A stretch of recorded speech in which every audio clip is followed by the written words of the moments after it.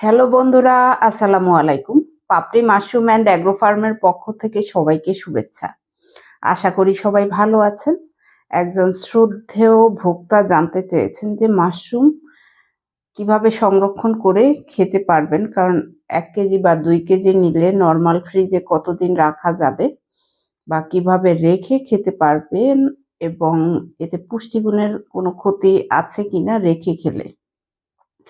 যদি আপনি নর্মাল ফ্রিজে পিপিতে রাখেন, যে পিপি প্যাকেট করা থাকে মাশরুম, সেই পিপিতে যদি রাখেন নর্মাল ফ্রিজে, তাহলে অনায়াসে 4-5 দিন আপনি রেখে খেতে পারবেন। আর যদি 15 দিন রেখে খেতে চান, সেক্ষেত্রে আপনি ডিপে বক্স করে রাখবেন।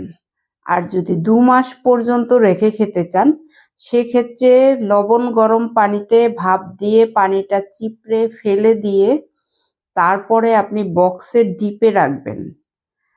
তাহলে আপনি 2 মাস পর্যন্ত রেখে খেতে পারবেন। সেক্ষেত্রে পুষ্টিগুণের কোনো ঘাটতি হবে না, অথবা টেস্টেরও কোনো ঘাটতি হবে না। আপনার স্বাদের দিক থেকেও আপনি সম্পূর্ণ একই রকম আপনি পেয়ে যাবেন। আমি আরেকটা ভিডিওতে দিয়ে দিব যে আপনি শুকনা মাশরুম বা পাউডার মাশরুম কিভাবে খাবেন, সেটা পরবর্তী ভিডিওতে আমি দিয়ে দেব। আশা করি ভিডিওটি দেখে উপকৃত হবেন এবং যারা জানতেন না তারাও জেনে রেখে খেতে পারবেন। অনেকেই আছেন পচিয়ে ফেলেন, সেক্ষেত্রে আসলে আগ্রহ কমে যায়। যে মাশরুমের যে পুষ্টিগুণ, সেই পুষ্টিগুণ আমাদের প্রতিদিনই খাদ্য তালিকায় রাখা উচিত। একদম ফ্রেশ মাশরুম হোক, শুকনা মাশরুম হোক, পাউডার হোক, মোট কথা মাশরুম মানবদেহের জন্য অত্যন্ত পুষ্টিকর একটা খাদ্য।